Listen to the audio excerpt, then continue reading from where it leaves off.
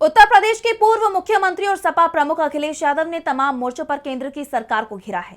संसद में चीनी घुसपैठ के मुद्दे पर विपक्ष को न बोलने देने से लेकर कई लोकल मुद्दों पर उन्होंने मोदी सरकार के खिलाफ मोर्चा खोल दिया है, जिसके चलते सरकार बुरी तरह से घिरती हुई दिखाई दे रही है। तो और क्या कुछ कहा अखिलेश यादव ने, जानेंगे इस रिपोर्ट में। सपा प्रमुख अखिलेश यादव ने संसद में विपक्ष को बोलने से रोके जाने के मुद्दे पर सरकार की घेराबंदी की है। उन्होंने आरोप लगाया कि बीजेपी झूठ के अलावा कुछ नहीं बोलती।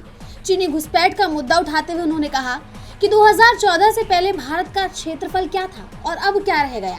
चीन बहुत सेंसिटिव बॉर्डर है, अगर विपक्ष कोई बात रखना चाहता है तो उसे कम से कम सुने सरकार। समाजवादियों ने सुझाव दिया था कि ग्वालियर से लिपुलेख एक 6 लेन रोड बननी चाहिए, 4 लेन भी नहीं बनी। इनके उत्तर प्रदेश के नेता दिल्ली वालों को सलाम भी नहीं ठोकते, न नमस्ते करते। इनके अंदर ही इतना झगड़ा चल रहा है जिसकी आप कल्पना नहीं कर सकते। सदन तो सरकार नहीं चलाना चाहती है। अगर चीन का सवाल है तो 2014 से लेकर के अभी तक भारत का क्षेत्रफल क्या ही बता दे भारतीय जनता पार्टी।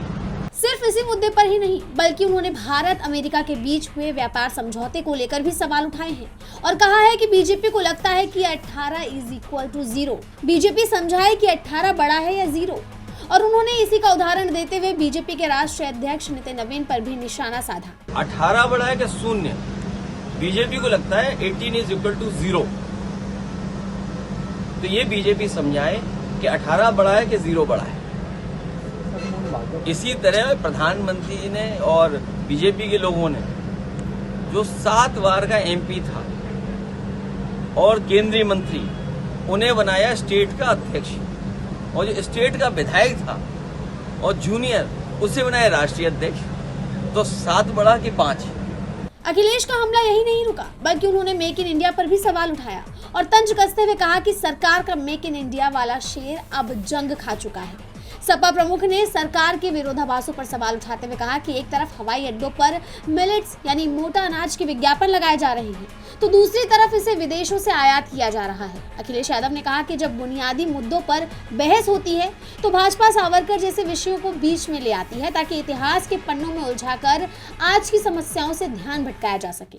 यानी सिर्फ 1-2 मुद्दे पर ही नहीं, बल्कि अखिलेश ने कई मुद्दे पर सरकार पर निशाना साधा है, जिसके चलते सरकार बुरी तरह घिर गई है। देखना होगा कि अखिलेश के इन हमलों का बीजेपी की तरफ से कोई जवाब आता है या नहीं। डीबी लाइव की रिपोर्ट। हमारे चैनल से जुड़े रहने के लिए YouTube पर टाइप करें डीबी लाइव, सब्सक्राइब बटन को क्लिक करें और बेल आइकन को दबाना ना भूलें, ताकि खबरें आप तक पहुंचती रहें। देखते रहिए डीबी लाइव, क्योंकि यहाँ हैं खबरें लगातार।